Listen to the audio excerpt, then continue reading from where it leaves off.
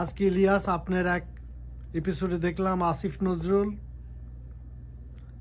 আপনাকে বাংলাদেশে আহ্বান করেছেন, আপনার পাসপোর্ট করে দিবেন।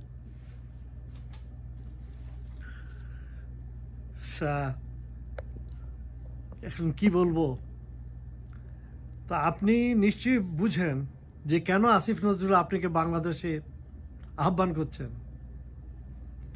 আপনাকে বাংলাদেশে নিয়ে আপনাদেরকে রয়ের হাতে তুলে দিবেন এবং আপনি আর পিনাকি বাংলাদেশে যাওয়াই মাত্রই খুব শীঘ্রই আপনাদেরকে হত্যা করা হবে। আপনাদেরকে হত্যা করবে। তাই মিস্টার ইলিয়াস হোসেন, আপনাকে বলি, আসিফ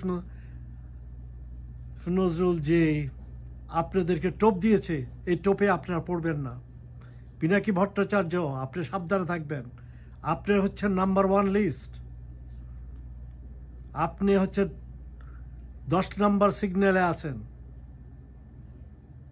আপনি আমাদের দেশের জন্য গৌরব এবং আপনি আমাদের দেশের সম্পদ। পিনাকি ভট্টাচার্য, আপনি ভুল করবেন না। আপনি মাঝে মাঝে বেফাঁস কথা বলে ফেলবেন, প্লিজ।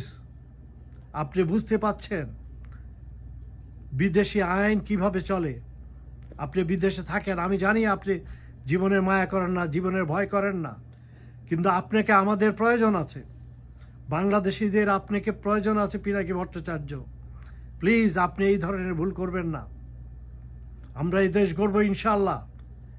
আমরা চেষ্টা করছি, একত্রিত হওয়ার জন্য চেষ্টা করছি। আমরা বিদেশে চেষ্টা করছি একত্রিতভাবে হওয়ার জন্য, এবং দেশেও ইনশাআল্লাহ যাব এবং একত্রিত হয়ে সংঘবদ্ধ হয়ে আপনাদের প্রোটেকশনের ব্যবস্থা করব। এখন বাংলাদেশের কাকে বলবেন আপনি? বাংলাদেশে হাজার হাজার জামাত, বিএনপি নেতা কর্মী সবাই জেলে ভুগছে, কিন্তু তাদের কোনো খবর নাই। তারা এখন বাইরে আরামে আছে, মজা করছে। যারা জেল খাটছে তারা কষ্ট পাচ্ছে এবং তাদের জন্য তাদের কোনো খোঁজ খবর নাই। তো যাক, আমি ইলিয়াস হোসেন আর পিনাকি ভট্টাচার্যের জন্য বললাম, খবরদার কোনো অবস্থায় আপনি আসিফ নজরুলের টোপে পড়বেন না। আসিফ নজরুল হচ্ছে এজেন্ট, খাস এজেন্ট। সে এখনো সোজা পথে আসে নাই, তাকে শুধরানো যায় নাই। আল্লাহ জানে, আল্লাহ যদি তাকে হেদায়েত করেন তাহলে আলহামদুলিল্লাহ, আর না করলে তো তার প্রাপ্য সেই পাবে। বাংলাদেশ জিন্দাবাদ।